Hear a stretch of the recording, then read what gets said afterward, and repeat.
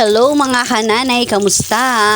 Baon serye for today's video. Pritong imbutido para sa baon ni Mister. O ayan, nasunog pa. Takas din kasi ng apoy, girl. Pahinaan mo para naman kasi nagpiprito ng pork chop, no?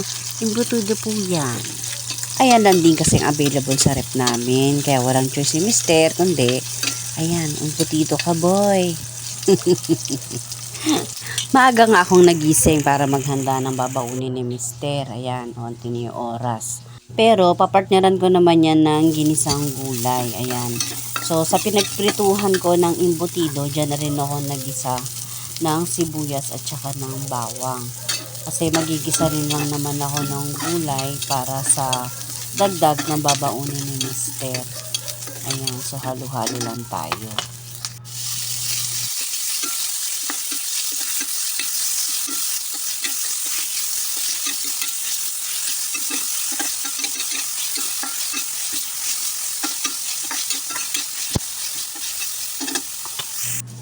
Ayan, tapos ilalagay na natin yung gulay. Ayan yung gulay na yan, guys. Baggy beans yan. Mura yung baggy beans na yan na nabili ko. Siguro ano lang yan, 40 pesos 1 kilo. Pero kalahati lang yung dinero. Siyempre, ang dami kaya yan. Ayan, so kaya yan ang naisip ko muna na ipares doon sa imbutido na babaunin ni Mister. At least, meron siyang gulay na kakainin, diba?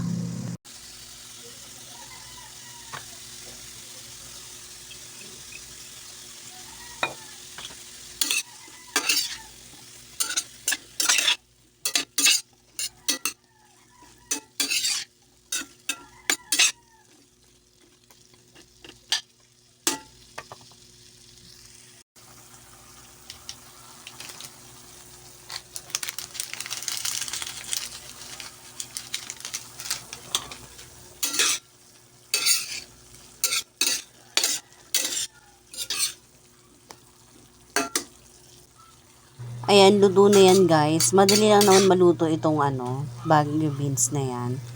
Ayan, dahil kumulo na siya. Pagkatapos natin timplahan na ng mga ricado niya. Ayan, kayo nang bahala kung anong ricado gagawin ninyo daw, diba?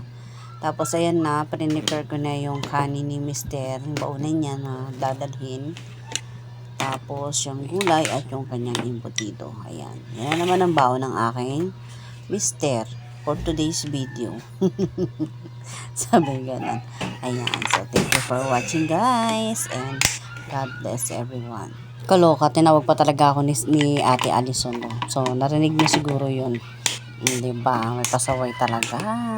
Ang hirap talaga mag-voice over. Dahil may mga asungot na sumisingit. O, diba? May pa-sounds pa dito si Sia. Sana hindi nyo narinig. Ayan na si Mister. Nag-prepare na siya na kanyang sarili para sa pagpasok. O, diba? Nagbabay na ako. Pero eto na naman tayo. Bumanat na naman ang chika. Ayan.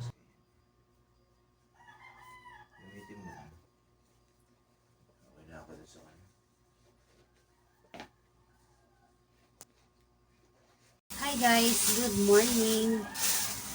Nandito tayo ngayon sa tindahan. Nag-aayos lang ako ng ating mga paninda. Ngayon ko lang ulit pakita yung tindahan natin. Ayan, kamusta po? Ako ay nag-aayos ng ating paninda. Ba't ko pala itong kinalas? Maliit lang ako.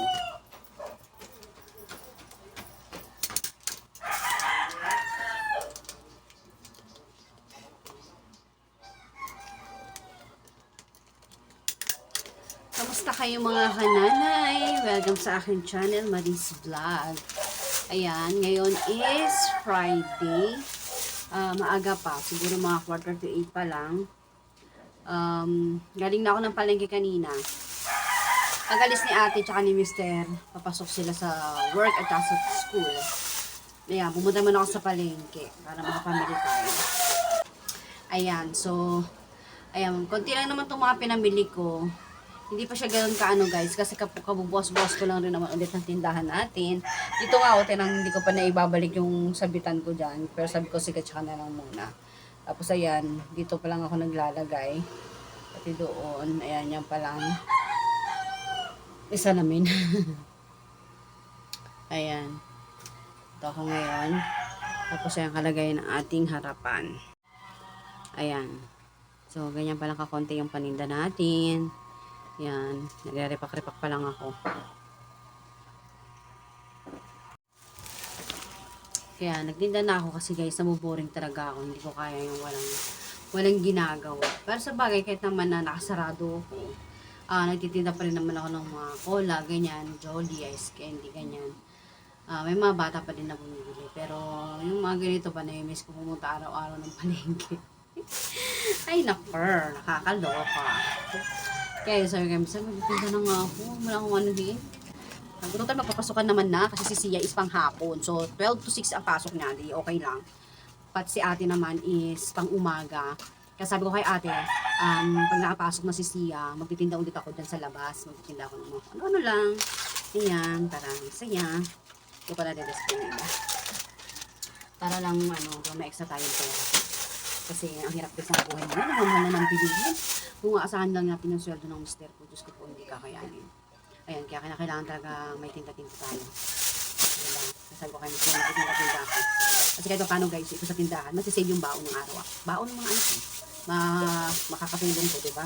Ang araw-araw namin. Dito natin kukunin yun. Kasi sabi ko kayo, magtitinda na ako kasi pasukan naman. Kasi okay lang nung hindi ako nagtinda ng bakasyon, diba? Kasi kung ulan, tag-uulan talaga. Walang benta ng pag kasi dito, pagka may bagyo, wala talagang bata. Batang customer ko dito. So, kapag makaipon nga ako, gusto ko na magtayo ng dagdagan na ba ito, makasari-sari store kahit yung mga common lang ba, needs ng mga sabi ko, titinda-tinda na lang ako. Kasi yung ganito, nandito na ako sa bahay. Hindi naman ako makapagtrabaho, guys. Kasi matrabaho ko. Ang tagal ko na tenga. Ay, huwag tayo maingay, may natutulog. May parang tulog. Masama ang loob sa akin. Kasi nga, pinainom ko naman siya ng gamot. Ayan, sasabi ko muna to guys ha. Namiss ko kayo kachika guys. Ang tagal kong walang kachikahan dito sa bahay. Tulad ngayon, sabi lang ni Sia ngayon, tulog pa siya. Si ate is may pasok na siya eh. 2 weeks na siyang nagpumapasok. Pero si Sia wala pa. Sa 29 pa. Sa katapusan pa. Kaya ayan, display ko muna to.